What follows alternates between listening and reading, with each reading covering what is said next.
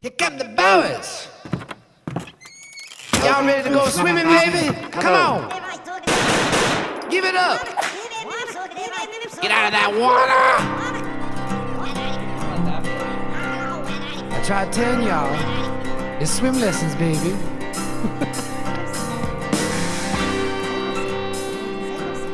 Welcome back to another episode of Swim Lessons. I'm your host, Dallas Hanson. Today's guest is nationally known as one of the brighter football players to ever come out of the state of North Dakota. He won a national championship for the North Dakota State Bison. He was drafted number 2 overall by the Philadelphia Eagles. Had some time with the Washington Commanders, Indianapolis Colts, and last year played for the Los Angeles Chargers with Matt Stafford and Sean McVay. And now he plays for my favorite team in the whole wide world. That's the Kansas City Chiefs. So Carson and I went in depth on NFL free agency, what it was like talking with Coach Reed and general manager for the Chiefs, Brett Veach, and also what it's going to be like golfing with Patrick Mahomes, what it's going to be like sharing a quarterback room with Patrick Mahomes, what it's going to be like practicing with Travis Kelce, going into signing with the back-to-back Super Bowl champs. So it was a great interview, and the best part about the interview that I liked was when I asked him about how he gets through these tough times, how he gets through, playing in the National Football League. His answer was something that I'm going to apply to my life. So make sure when you listen, you take some notes, because it's a great answer, and it's something that I feel like the whole world could really learn a lot from it. So appreciate Carson, and this was a long time coming. When I first started Swim Lessons, I wanted to get him on, and we finally made it happen. And but we got to talk about our sponsors, because they do a great job and they make this all possible. And the first one is Game Day Media, more than a game. Your leader in live video sports coverage in Northwest North Dakota. At Game Day Media, our goal is to expose, support, and promote the best athletes that North Dakota has to offer. Subscribe to Game Day Media's YouTube channel at Game Day Media ND, or find them on Facebook at Game Day Media. On there, they got schedules, quick links to games, stats, everything you need as a student athlete or a parent of a student athlete to know about what's going on in your local world of sports. Next up, this is a good one. BSN Sports. Ever since 1972, they've been helping area sports teams look their best as they strive for their goals and dreams. They provide apparel, uniforms, and equipment for teams in nearly every sport. Local service with a national reach, that is BSN Sports. Contact your local sports representative for more information. BSN Sports is a proud sponsor of Swim Lessons, the podcast. Next up is PSP Network. It's game day. Get up, PSP Network. Promoting local student athletes here in North Dakota. They are right in the heart of baseball and softball season, so make sure you check out their schedule of events on their website, which is psp.network, or at YouTube at PSP Network. Make sure you like and subscribe to that network. Nick Holberg and his team do a great job, and Nick, is also in the dirt track circuit, so he's doing a lot of work there. And Nick was also just the Sportscaster of the Year, so shout out Nick Holberg and his team. Hey, Swim Lessons listeners, I've got a place in Wilson, North Dakota that's probably my favorite place to eat, and it's called River's Edge Bar and Grill. It is known for offering the best happy hour in town, providing unbeatable deals and a lively atmosphere. Guests can also enjoy a variety of entertaining activities, including bingo, trivia, and the very popular game, Name That Tune. Come down to River's Edge for great drinks, great food, and great fun. We'll see you at River's Edge Bar and Grill. Okay, it's summertime here in North Dakota. One of my favorite things to do, grab a piece of pizza, grab an adult beverage, and go kick it with friends and watch live music. Here's a place you can do it. It's in Minot, North Dakota. They opened up their rooftop patio bar, and it's the best, and that is Sports on Tap and Planet Pizza. Minot's best place to have any kind of fun. They've been locally owned and operated by the Mueller family for the last 30 years. Find them on Facebook at Sports on Tap, or give them a call the old-fashioned way, 701-837-8220. Last but not least, the great and powerful Glasso Angus, a proud sponsor of Swim Lessons. Glasso Angus is your premier source for registered Black Angus cattle since 1973. Glasso Angus cattle showcase dominance, durability, my favorite word, docility, and are built to thrive on the northern plains. Make sure you check out Glasso Angus, that's GLASOE Angus.com. And now a new member of the Kansas City Chiefs, back-to-back Super Bowl champions. I give you the great and powerful Carson Wentz. Good morning, Carson. Thanks for coming on Swim Lessons. Appreciate it, man. Absolutely. How we doing? Good. How long are first question is, you're currently in Kansas City, correct? That's correct. Yep. Have you had any good barbecue yet? Let's just get the important question out of the way. Yeah, the first 3 nights actually I was here, I had barbecue every night. So I'm taking a little breather from barbecue, but Yeah. no, it's good. I'm excited to check out all the spots, and I've never lived anywhere where it was barbecue was the move. So Yeah. yeah, it's good. Q39 and Jack Stacks, two must hits that I've Yeah. enjoyed when I've been down there. Yep, already checked them both out. So Nice. All right, good. Great spots. Kansas City's kind of got obviously the Midwest feel, so that's got to be good coming from North Dakota and just kind of almost, you're not totally back to your roots, obviously, but kind of getting to that point and that feel. Yeah, absolutely. I think anytime you make a decision to go play somewhere, especially in the situation we were in, the city and the culture in which you're in, obviously just kind of comes with it. But that was definitely a nice little bonus for us in making the decision to come to Kansas City. Obviously, the football side of things, the success they've had, Coach Reed, all that fun stuff has been impressive to see from afar. But knowing that it would feel like home to us and it would be more our speed, our pace of life was definitely an added bonus for me, my wife, and our 3 girls. Well, talk me through a little bit with free agency. Were the Chiefs obviously a little bit at the top of the list, or did you have a few other teams you were looking at, or walk me through that? Yeah, I mean, really, I've had free agency now the last 2 years, and last year was weird, odd, kind of just drug out and kept dragging out and kept dragging out, and just nothing really felt right until late. It was mid-November when I finally went to LA. So I was only there for about 2.5 months, and so last year was different than this year. I got a chance to play one game, and I thought there'd be some different opportunities. So throughout free agency, there was some different potentials, different options, different things going on, possibilities. And when Kansas City called, definitely had to work through it with them. They called last year too, so it was one of those things, kind of just working through it. If this was the right year, and I played the waiting game the year before, and I just really wanted to be back in a locker room, back in a good culture, and kind of get a chance to kind of see a different organization and how they do things. Obviously, a winning culture, a winning organization. So it was definitely an intriguing spot. And once we kind of hammered out all the logistics and made sure it made sense for me and my family, we pulled the trigger. They pulled the trigger, and excited for it.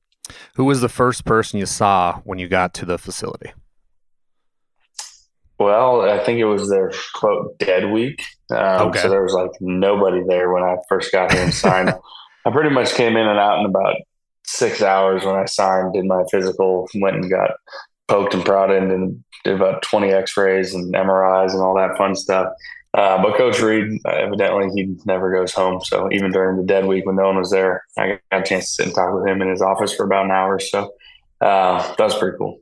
What was that conversation like? It was good. A lot of similarities with, spending our time in Philly and kind of where kind of the bulk of our careers for both of us kind of took off. And so, we got to talk a lot about folks in Philly and just our experiences there and just kind of what it's been like for him in Kansas City. And he was super cool, just kind of super relatable, easygoing, and I enjoyed it. Brett Veach, the general manager for the Kansas City Chiefs, kind of making his name for himself, obviously, these last couple of years. What is Mr. Brett Veach like? And your first initial thoughts on the general manager for the Chiefs?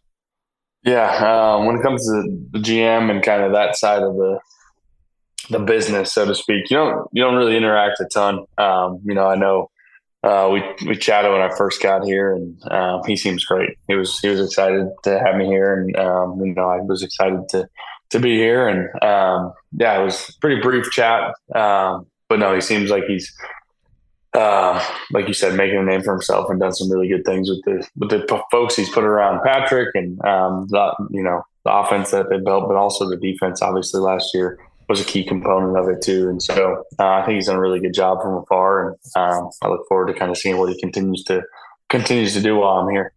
Well, as a quarterback, you had to be a little bit happy with their first round pick, Xavier Worthy, with a speedy wide receiver. Going to be fun working with the fastest kid to ever come out of the combine. Yeah, absolutely. for one, it doesn't surprise me.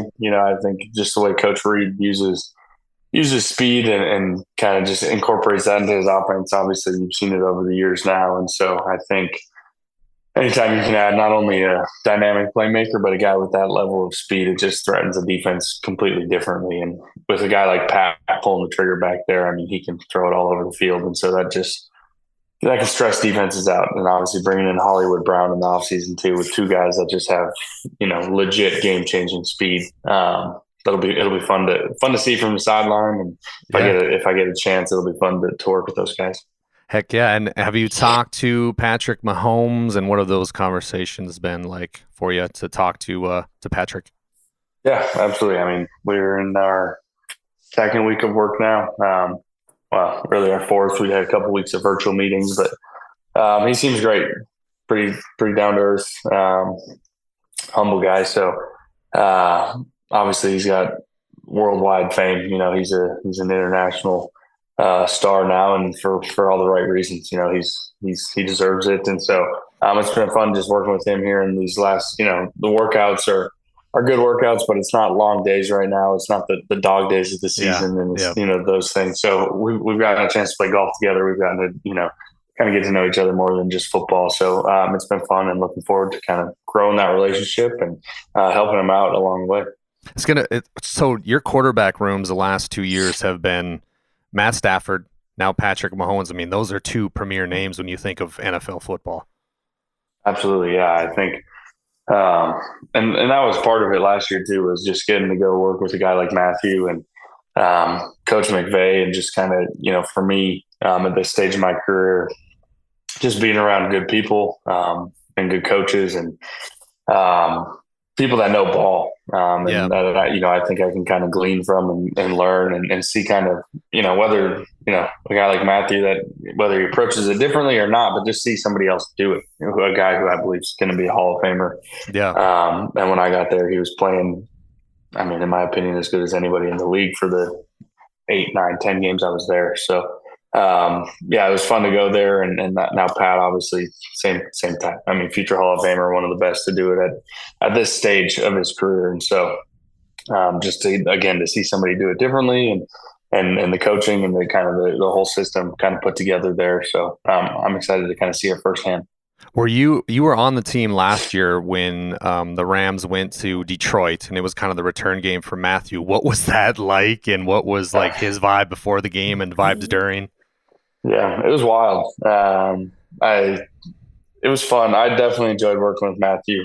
Someone I've always respected from afar, but seeing kind of all he went through and just how tough he really is in person, and just the work he puts in during the week, and just how he processes things, it was really cool to see. And so going into Detroit, I was so fired up for him. I was, because I got to play the week before, and it was one of those games where we just kind of played a lot of the backups, and I told him my goal was to win so he could get to Detroit for that game. And so obviously we got it done. So I was fired up for him. It was a tough ending the way it happened, but he played his tail off.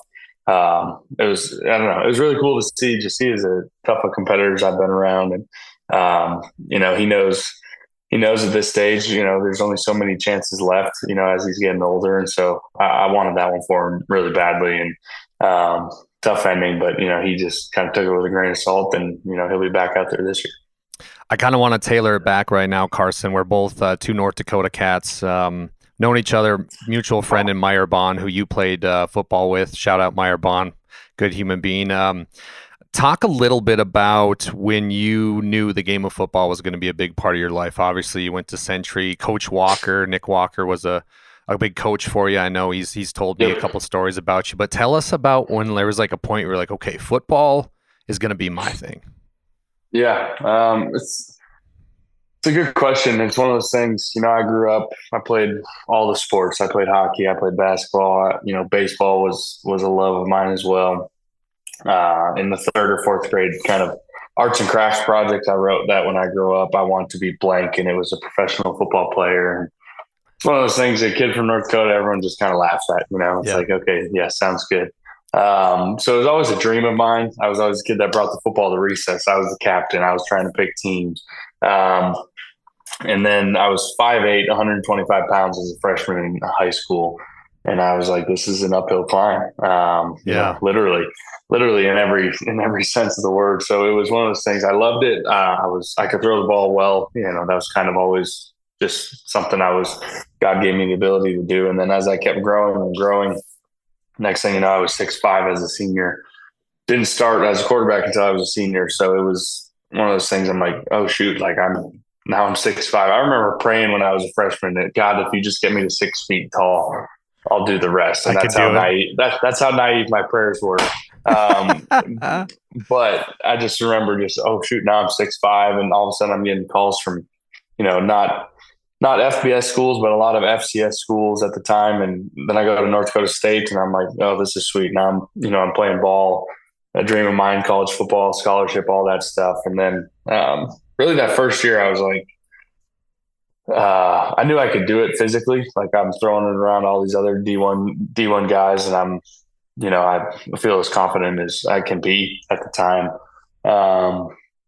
Still the idea of the NFL was something that was a dream, but, I realized I had a lot of work to do. And then I didn't play for 3 years as a redshirted and backed up for 2. And so I'm like, I gotta capitalize on these 2 years and really make the most of them. And so long story short, after my junior year, win the national championship, I was like, I think this is going to be real.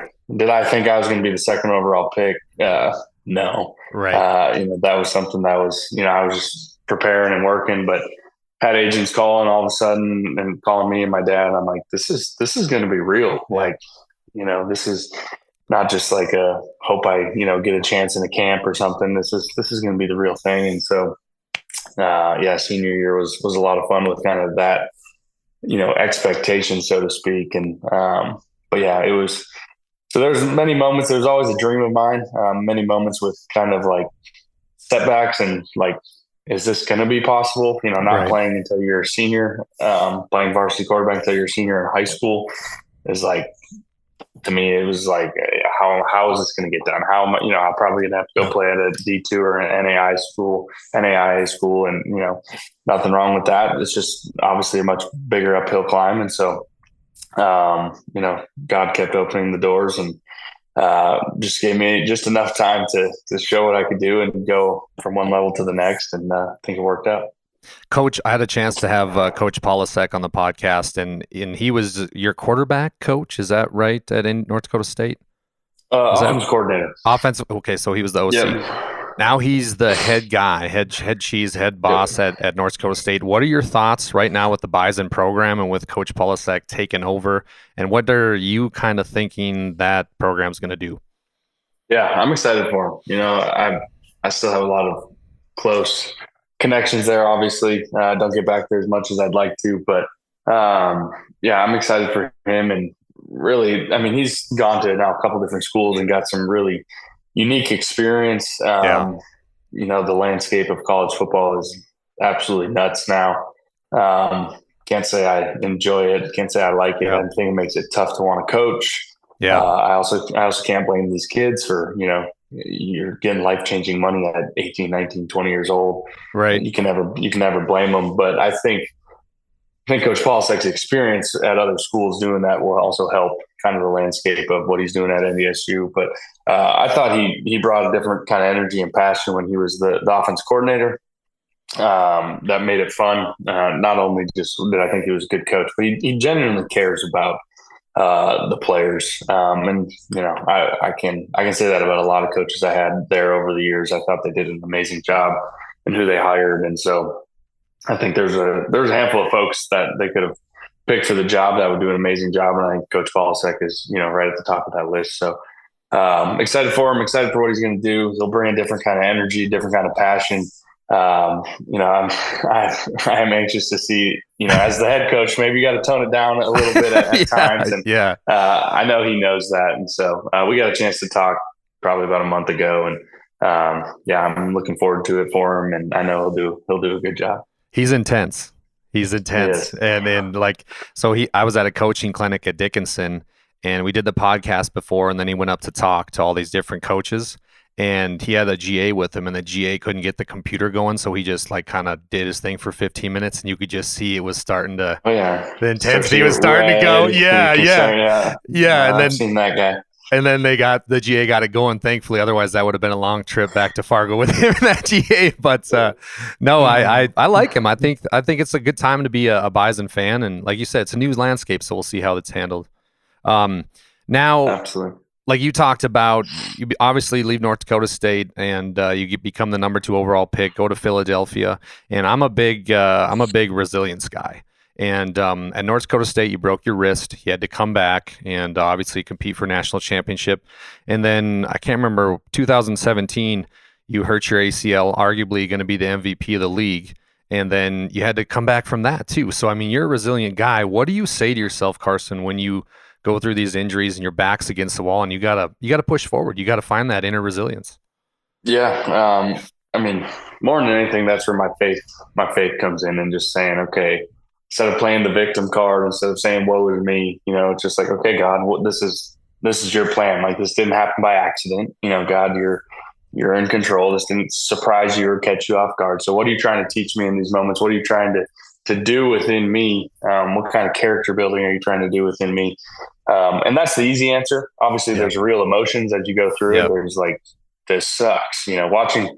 I dreamed as a kid to play in the Super Bowl and holding that trophy. And, I was in street clothes, watching your team win. Like, I was ecstatic for the guys because those were my guys, but there was also this mixed emotion of like, man, how many chances like this are there going to be, and this was a dream. So there's definitely real emotions I had to navigate. But at the end of the day, when my faith is, first and foremost in my life, I can rest on like the truth that God knows what he's doing. God's in control. I can just surrender to that. And that's kind of been the journey of really my whole career, whether it be injuries, whether it be now being benched, being cut, being traded, all the jazz. It's just like, it's a wild business. And without my faith, I'd probably be an emotional roller coaster, but I still deal with real emotions. Don't get me wrong, but just knowing, okay, God, this didn't surprise you. What do you have next for me? What can I learn? How can I grow?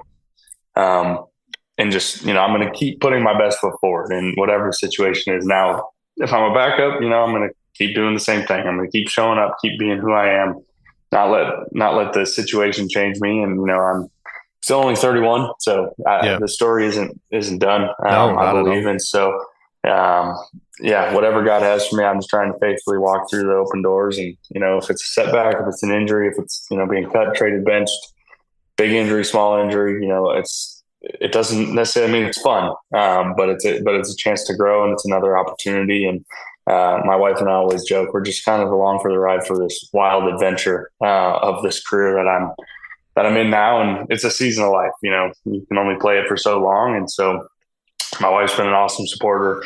And so we're just, again, we're along for the ride for this wild adventure and making the most of it. You touched on it earlier when you were talking to Coach Andy Reid when you first got to Kansas City.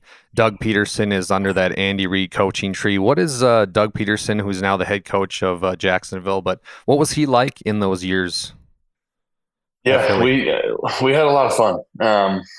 I remember, it's, you don't know what you don't know. Right. So coming in, it's just like, here's Coach Peterson, here's Coach Reich. Like, to me, they seem like great coaches, but you don't know. Yeah. And the more I played, the longer I played, the more I look back at those times and realize how much fun we had and what we had going there was pretty special. It's unfortunate how quick things can change in this business and how, impatient our world can be at times. Right. But I can kind of look back and, I mean, even as I'm in this offense now, there's a lot of similarities because Coach Peterson's offense kind of stemmed from Coach Reid's and the West Coast. And so there's a lot of similarities, a lot of words and verbiage and concepts and stuff that just kind of remind me of my time in Philly. And so it just kind of brings back, oh yeah, I remember when we ran this against so-and-so in 2018, just different things that I'm just like, it brings back good memories. And so he was fun to work with. Definitely a player's coach.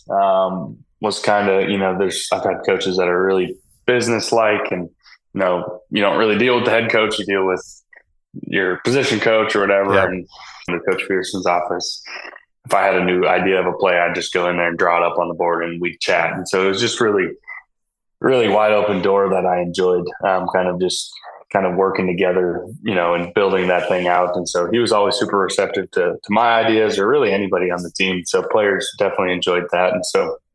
And obviously we had our highs real quick, and things came crashing down very quickly for all of us in Philly, but that's kind of the nature of this business. And so still thankful for the time and loved it. And, it's fun to see the success he's having in Jacksonville too. Still respect him and still enjoyed our time, no doubt. You've been in the NFL a while now. Is there a guy that you've come across, doesn't matter, player, coach, whatever it might be, that you go, damn, this guy gets it? That comes off top of your head? Top of your head? Top of my head would probably be Josh McCown. Really? Yeah, just the guy that, when you put me on the spot there, so that's the first thing that comes to mind. My would have been 2019, I think, in Philly. He came in as the backup kind of late. I think he was 40 at the time. Came in like third week of training camp maybe, and just learning on the fly and just talking to him and his experiences. He was in, I don't even know what the total number of teams he played for. It's something nuts, 12, maybe 13, 14, 15. It's pretty impressive. It's up there, yeah. And pretty much different offenses within all of them. And so it's not like he was like, for me in Philly, I was in Philly for 5 years with the same offense. For him, it was like, every year I was learning a new playbook. But just his approach, he loved football. He loved being around the guys. He's a person of high character, high faith. He just brought, for me, and that, I was 26 probably at the time and going into my fourth year, brought a calming presence within he wasn't a coach, but he was a player, but right. The joke was he was kind of the player coach. Yeah. And so just somebody that I thought was, I had coaches that played quarterback and played in the league and kind of could see it and, could relate a little differently. But Josh was really just like that perfect kind of happy medium intermediary that knew exactly what I was going through, he knew how my mind worked. He knew I wanted to be aggressive, but he was always encouraging me, hey, take the check down. It's okay. Just like, was definitely just an inner voice that I could vent to in our little quarterback. We called it our quarterback closet because we had just this tiny little meeting space. But we would just kind of do life together. And I really appreciated the time we had together. Now he's coaching and he's been all over. So who knows if we'll work together in a different capacity, sometime down the road. But I just thought he really understood ball. He really understood kind of the business side. When you play for that many teams, and now I'm starting to feel that way too. Yeah. You get to see and experience and do a lot, and you get to see it done well. You get to see it done not so well, and you get to see the good people, the bad, you see it all. And so I thought he really did, and he embraced it, and he just kind of had a super positive kind of outlook on it always. And so, and he was, I got to see him be a dad. He was, he had older kids. And so I got to just see kind of all different sides of him. And so I still talk to him to this day and respect the heck out of him and was grateful for that time. There's a guy that I want to talk to you about, and looking at some Instagram posts that you've made, and he was a big part of your career, would be Jason Kelce. Obviously just retired, arguably one of the best centers in all of NFL. Yep. What was your relationship like with Jason, and kind of seeing where he's going now, like retiring and just this podcast of his and Travis is blowing up? But what's Jason Kelce like? Yeah, he's awesome. Definitely coming in was a huge help for me. Just kind of, for me being the third string quarterback all off season, then 8 days before our first game, my rookie year, we trade Sam Bradford. They tell me I'm starting. I'm like, shoot, I've never even been in a huddle with Jason Kelce, Jason Peters, Brandon Brooks, these guys. Yeah. And so for me, Jason was a huge help, and just definitely a calming presence within the huddle, somebody that I knew I could count on that was going to make the right call and help me out if I was stuck and different things. And so not that, I was back there clueless, but it definitely lightened my load a lot. And so from a football standpoint, he was tremendously helpful. And, I got to see him kind of become, a good center to like all of a sudden this star while I was there. And so, and I got to see it every day. And so, and the best part about him is he's probably the smallest center in the game. He's always undersized. And he just works his tail off, fights his tail off, tough as nails, blue collar, So football wise, fantastic. You know, I'm glad he made the career that he did and had the career he did, and all the success was deserved. But off the field, he was a lot of fun. He always, I mean, the thing about his podcast, and I don't sit and listen to the podcast, but I see the clips and stuff. I mean, that's who he is. That's the beauty of it. Like he's a quick-witted, you know, just sharp, funny guy that has passion out of nowhere and can get loud and boisterous. And then he's very just kind of simple and soft, and he's got a couple of kids and he's a great dad. And so I got to see kind of all the emotions within him. And as a teammate, he was a lot of fun to work with. As you know, the year I got benched, 2020, we had pretty much 4 new O-linemen around him every week because we had a bunch of injuries going on, and it was a struggle. But it was just Jason and 4 dudes, and I just felt like he was like just holding everybody together. And it kind of epitomized to me like who he was, and he was just as banged up as half the guys that were missing games, but he was just like fighting through, leading. And I never saw him complain. I never saw, you know, and it's hard as the center. You're kind of the leader of those guys, and I just saw kind of a different side of him, and I thought it was really cool to see him. Now to see him going to ESPN, I texted him last week. I'm like, this is exactly what you thought you'd be doing, right? He's like, never. I said, you're on the dark side now, so I don't know. Yeah. And he's like, I know, I don't know what to do, but no, it's cool to see kind of what he's, how he's grown, you know, so to speak, his brand, and people get to see kind of who he was and the unique human that he is, and kind of see him for who he is. And no, I'm pumped for him and still talk to him to this day. Yeah, I had a rare chance to go to that Bills versus Chiefs playoff game in Buffalo, and we're watching the game, and the game's intense, back and forth, and then the crowd just erupts like during a timeout on the field. And I look up from our seats, we're lower bowl, and he is outside. Well, you probably saw the video, like outside with his shirt off, like, yeah, and it was so awesome. And then he jumps back in, and it's like that guy seems like a lot of fun to hang out with. Good dude. Yeah, he's a lot of fun, and he'll do that, and the next minute he'll just be like quiet and just calm, and it's just like, dude, he's hilarious. It's so funny and so much fun.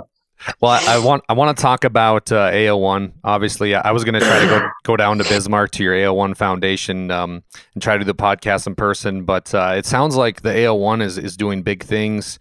Actually, we have a mutual friend, head coach Greg Pruitt out of Kildare, had a kid by the name of Jacob Peterman that you helped out with, and the A01 Foundation. Tell us a little bit about that and kind of some goals you have, and a quick plug for AO1 and where people can find out some information about it. Yeah, well, for starters, you can find it on my Instagram, kind of all over, A01Foundation.org. But it really stemmed from, kind of take you back to my college days. My faith became real to me. AO1 became kind of my life motto, stands for Audience of One.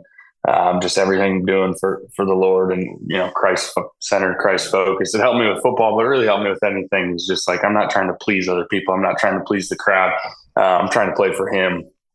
And then fast forward to, you know, after my rookie year, we started a foundation called the A01 Foundation. It's kind of taken on some different ministries and different things over the years, but we've really kind of honed in over the years. So we helped build a sports complex in Haiti. Unfortunately, Haiti's, you know, not in a great spot right now politically, and, you know, with gangs kind of controlling a lot of it. It's been pretty sad, but at the same time, we got to see the sports complex utilized. We turf, soccer field, basketball courts, locker rooms. Every kid that comes in gets, you know, a hot meal, gets to hear about the gospel, and kind of get, you know, raised up to be men and women and children of God. So that's really cool. We started a food truck in Philly that's now in Indianapolis, which is home for us now. Gives out free food, but it's not just, you know, your simple hot dog and soup and pancake breakfast, whatever. We have a legit chef, and we always tell her, you're way too overqualified to work on a free food truck, but it's amazing food. It's an amazing kind of experience. We go around the city giving out free food, resources. We have a team of people that are praying with people. So we work with some different partners in the city, and it's super cool. My wife and I get to serve on the truck every so often too. And so that's been really cool. And then one that's really near and dear to my heart is our outdoor ministry. And you mentioned one of one of the kids we got to take. So we take kids that are, going through or have gone through life-threatening challenges, illnesses, different kind of setbacks that, maybe wouldn't have an opportunity to do some unique things. And we take them on hunting and fishing trips and That's camping awesome. trips and just really, really get them in the outdoors. The outdoors and hunting has really kind of changed my life and actually helped me grow spiritually as I sit out there and just see God's creation come to life and see it in a new way. And so I've wanted to provide those opportunities for kids that maybe wouldn't have it. And so we take them on those trips. We also have a camp for all those kids that come in, and we call it Camp Conquerors. So all these same type of kids kind of come in and rally together that probably never got the chance to go to a summer camp, that a lot of us kids take for granted. But this is more than a summer camp. It's, there's a lot of depth to it. They're going through chapel time. They're worshiping. And we had kids kind of get up and share their testimony at camp last year, and kids give their life to Christ. And so all that to say in a nutshell, we're going to physically bless people with whether it's a meal, whether it's an opportunity to go on a, hunting or fishing trip, to go play, sports in Haiti. We're going to give them a physical blessing, but everything's Christ centered. Everything has the spiritual element and component is the real why, as to why we do it. So it's super cool. I'm super jealous of the guys that get to take these kids on these trips, because for one, the trips sound like a lot of fun most times. But two, it's just like the experiences these kids get to go on. I got to go on my first one last year, was home in November for the first time ever. And so I got to go on a duck hunt with a couple of kids, and it was super cool, because I know I love hunting. I know I love those things, but they get to share that with people that have maybe never had the opportunity and just see their eyes light up, and kind of, it definitely breaks down some walls to have real conversations too. And that's the beauty of kind of the physical blessing and the tangible component of what we're doing. So what kind of dog? Go ahead. What kind of dogs do you use? Do you have a few that I have 3 golden retrievers, okay, that do the duck hunting with us. Really one of them is one of them. The older one's 11 now. So I took her on one hunt last year after the season. Wow. I got her 3 ducks, and I was like, these might be her last 3 ducks ever. Yeah. Which was kind of sad, but also kind of fun in the same breath. So, but yeah, it's cool to see. And, we're kind of believing that God's going to open more doors for more kids to go to camp, more kids to go hunting. That's kind of based in North Dakota now. Our trips kind of scatter really all over the country, but the home base and where we're getting the kids is really North Dakota and the surrounding areas. Really hoping and looking forward to trying to expand that to Indianapolis area with our connections there now that's home, and keep kind of seeing what kind of doors God opens. And I would love to see kids all over the country getting these opportunities, just because I know, it's a really cool experience, but at the same time, the stories, the letters, the videos, the calls that we get from these kids' parents, like, it's so much more than just a simple hunt or a simple fishing trip.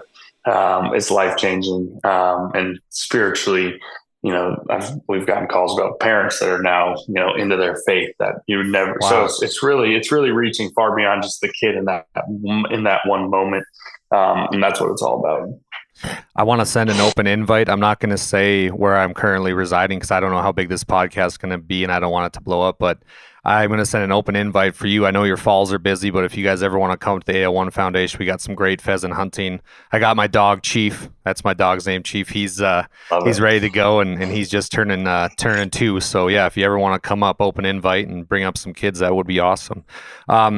I also want to talk about a story that's personal for me. I was coaching varsity basketball up here 2 years ago, and during a football game, one of the kids, Ole Swangstu, went down with what was insanely like a bad heart thing.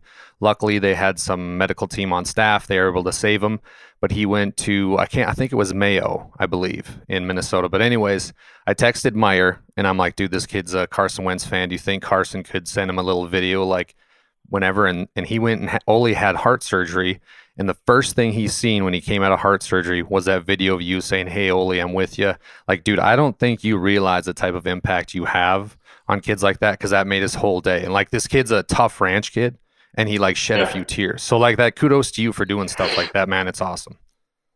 Yeah, no, I appreciate that. It's one of those things, especially growing up in North Dakota, there's a lot of moments that I put myself in those shoes. Like I was the kid that grew up from North Dakota. I played the high school sports. I did all those things. And so for me,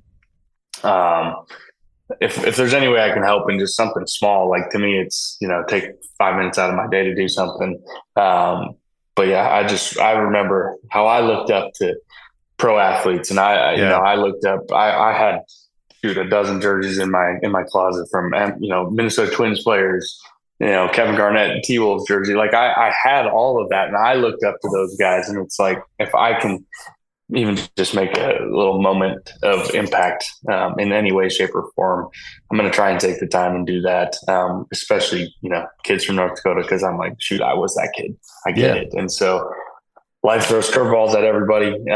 Some big, some small. And so if there's any nugget of wisdom or just encouragement I can offer, I'm always wanting to. So thanks for sharing.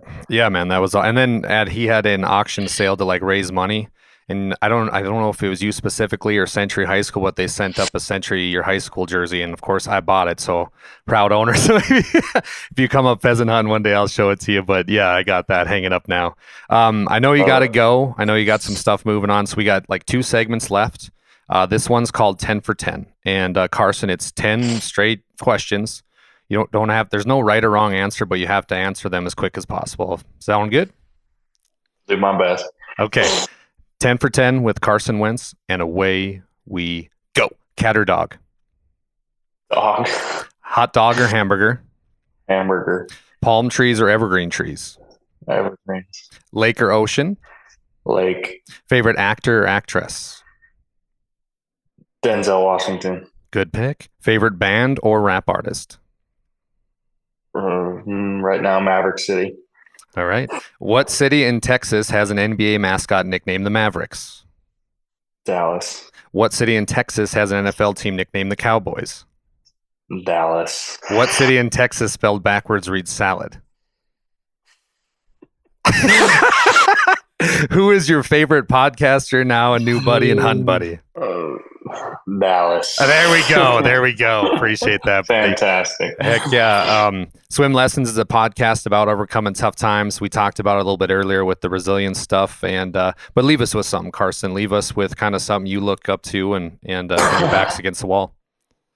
Yeah, I think for me, my faith is really everything to me, and so trusting that God's got a plan, and for me, it was, my faith didn't become real to me until I was in college. And so I look back at some of my high school days, and, what I felt was like just overwhelming adversity, which, in a nutshell was probably pretty small in the big picture of life. But, when you're a kid, it's just like, for me, it's like, how do I get a college scholarship to go play football? And it's like, well, I had an arm injury. I was small. I was this, that, and the other.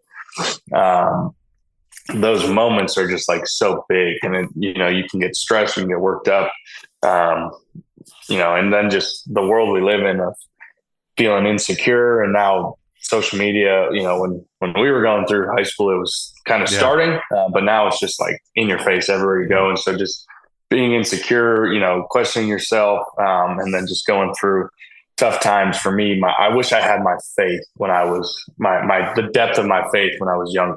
And so I knew where to turn. I didn't kind of just let it eat at me and just bother me and just feel like I had to prove to everything. And, praise God that I got, really into my faith, and that he kind of grabbed a hold of me in college when he did, because life's continued to throw me curveballs, good, bad, and, big or small, it doesn't matter.